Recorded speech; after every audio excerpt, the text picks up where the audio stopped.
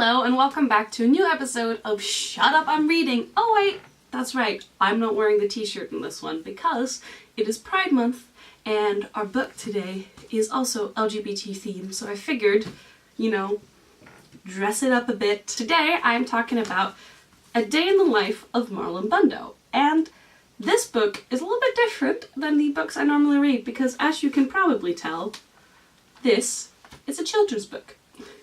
And I will get into why I own this later, but first, let's talk about the book. The book is about Marlon Bundo, who is a bunny who lives in the White House. Tie into later. And one day, he goes hopping on through the White House, out into the garden, and he meets a beautiful bunny boy. And Marlon decides that he wants to hop around with this bunny forever, but the stink bug says no, and then Marlon and the bunny and all of his friends have to gather together to tell the tyrant stink bug no and show that love will always prosper.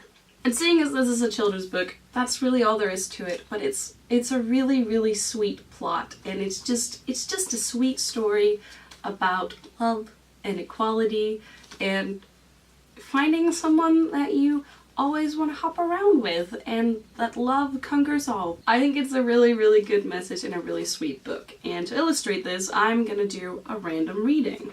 Okay, not completely random. I chose a page that I wanted to read because, it's a short book and I thought it was really good. I'm just gonna show you this page, but I'm a bit far from the camera so I can't read it like this. So, that is when I saw him.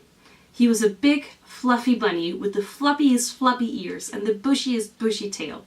He was bunny beautiful. I was standing still, but being near him made me feel like my heart was still hopping. We've got Marlon. Here we got the beautiful bushy bunny. And I really like this illustration style. It's kind of, in my head at least, a mix of like pencil and then some watercolor. I don't know if that's actually the mediums that have been used, but that's kind of what it looks like. So it has like a nice like fairy tale, but also kind of low-key children's vibe. It's good. By the way, this book is written by Marlon Bundo, but also Jill Twiss. And it's illustrated by E.G. Keller. So, well done, Jill. E.G. I don't know what that name stands for. What's this? It also says, Last Week Tonight with John Oliver presents A Day in the Life of Marlon Bundo. And this is later now where I'm going to tell you why I own this and the story behind this. So, Marlon Bundo is actually a real bunny. He belongs, in the real life, to Mike Pence, who is the Vice President of the United States right now. Now, Mike Pence is a lot of things, but one of the things he is outspokenly homophobic. He also has a daughter who made a book about the bunny telling the story of a life. I think it's called Marlon Bundo's A Day in the Life of the Vice President or something. The bunny tells the stuff about Mike Pence, basically. I haven't read it, but that's what was going to happen. And then John Oliver in the Last Week Tonight show, being the great people they are, they caught on to this and then went, no, that's not, we're not gonna let him have that. And they decided to one-up him and make this great little book about gay bunnies, obviously, because, what's gonna piss off Mike Pence more? Probably very few things. On top of that, they released it the day before Mike Pence's book, and it absolutely completely outsold it.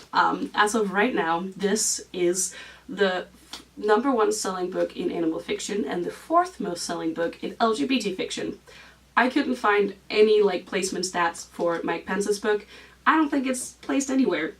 And I found out that once this came out, it debuted at #1 on Amazon's bestseller list, and Mike Pence's book debuted at #4, and this sold way more copies. And this was back in March. I want to say mid-March. I forgot the exact date. So the fact that this is still selling really good just says a lot. And on top of trying to piss off Mike Pence with making his bunny gay, outselling his book, they've also decided that all proceeds from this and the audiobook that's also available goes to the Trevor Project and Age United. And the Trevor Project is an organization that works to help prevent LGBT plus teen suicides. They've got a crisis line. They were behind the It Gets Better campaign that went around a few years ago, and they're just generally a really good source for LGBT people, especially young people who need someone to talk to and need some help. And AIDS United, I mean, pretty much says so in the name, it helps with AIDS. So those are just two really good charities, and another good reason to buy this book. What would I rate this book? I would, because of the story and the execution, because in itself, this is actually a really good children's book, and I really enjoy that. This is a great photo. Sorry, I just opened it. This is the stink bug. It's lovely. But I really enjoy that children's books are being made with LGBT themes, because I think it's just really good to start teaching equality to children at such an early age. I've also seen one being screenshotted on Tumblr about a crayon, which everyone was saying that it was a red crayon, but whenever it drew, it was blue, which was obviously a metaphor for being transgender. And I just think, like, stories like this and the crayon one is a really good way to introduce those themes to kids at an early age. So I'm 100% behind this as a children's book, and I'm also 100% behind the reason for this book being made. So I would absolutely give this 6 out of 6 shut-ups, both for the execution of the book, the story, the illustrations, the background story, the charities, Mike Pence being mad.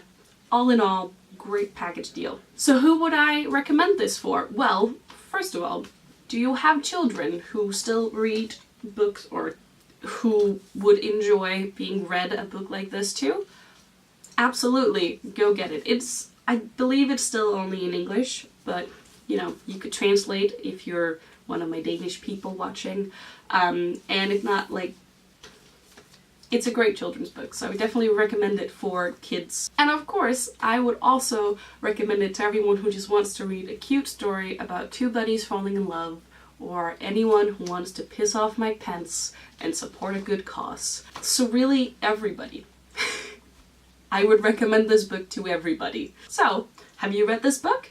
If so, let me know what you think down in the comments below. Also, I would link a description to the episode of the Last Week Tonight show where John Oliver talks about this book and the genesis of it. It's a great show, and it's just a great episode, so link to that in the description below.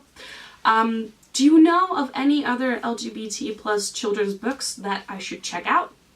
In general, actually, do you know of any good LGBT books that I should read?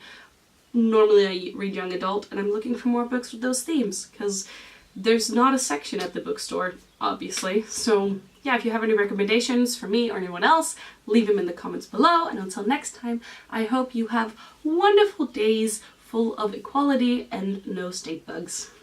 Bye! As a side note, I just want to show you this page that says, "Stink bugs are temporary, but love is forever." And honestly, John Oliver, for some reason, if you're watching this, I want this on a t-shirt. This would be great on a t-shirt.